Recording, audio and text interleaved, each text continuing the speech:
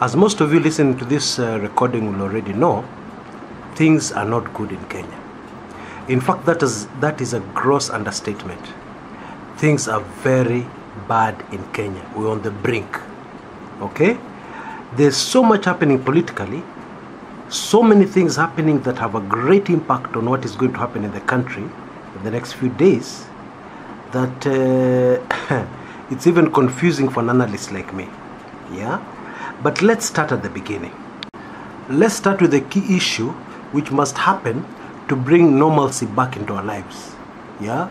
To bring Kenya back from the brink, back from the edge to the abyss. Yeah? Now that thing, of course, is the election, which is slated for 26th of October.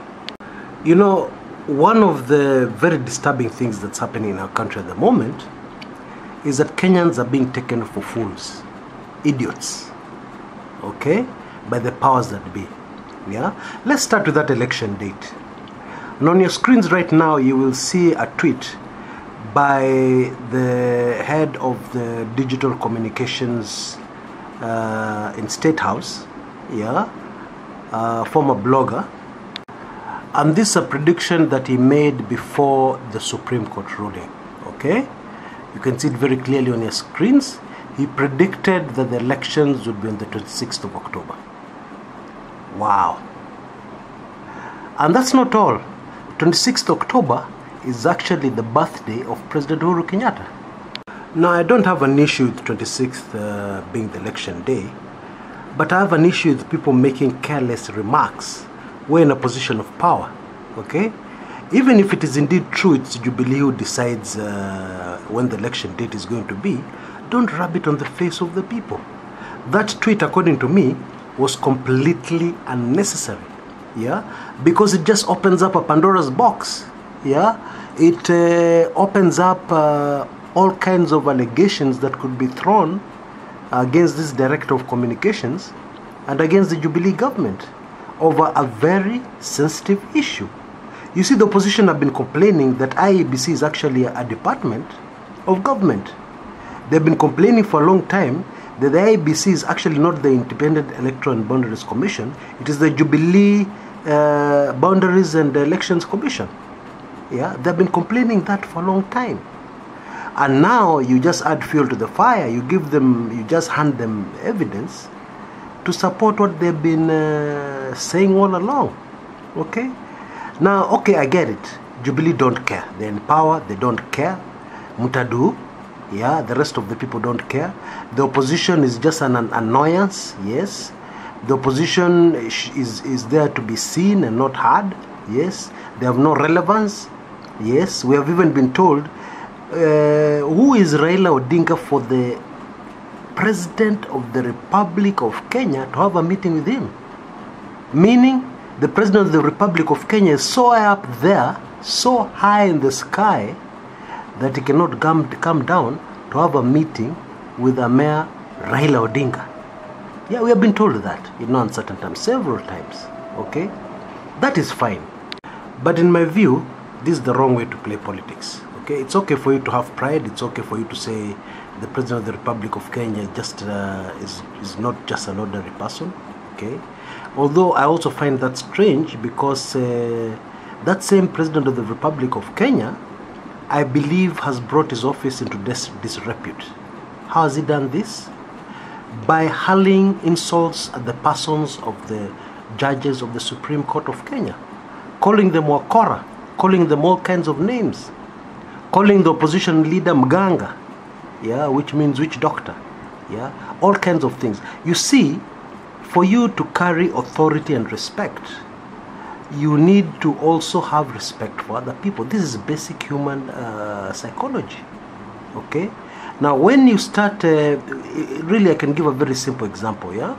When you see people fighting in the mud, yeah, and you're a leader, okay, the way to do it is to set an example and tell people to get off the mud and clean themselves.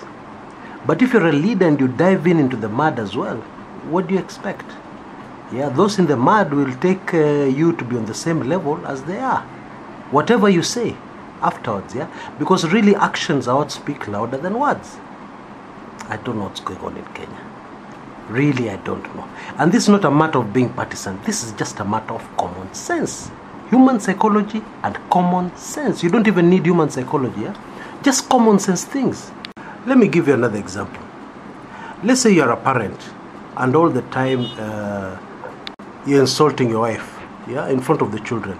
We nugu wewe, sijui hata nilikuoa kama niko wazimu, we ni nugu wewe. Mnatakiwa urudi huko, we mjinga sana. And so on and so forth, yeah? And your children are there listening. And even if they're not there, you know that they're somewhere in the bedroom, they're within earshot, okay?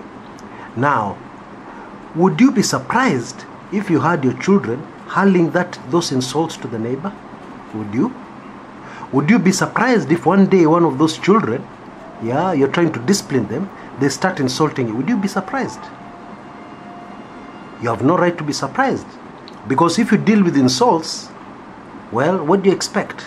Insults will be all over the place. The whole place will be full of people insulting one another, which takes people nowhere. It takes people absolutely nowhere. Yeah? What is so difficult? You know, I've never really understood this.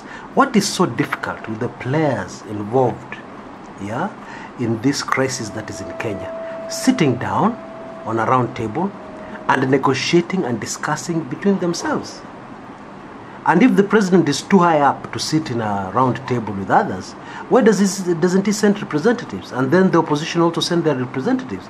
And these people, yeah, for the interest of Kenya and for, you know, for the good of the country, sit down and discuss a way forward. What is so hard with that?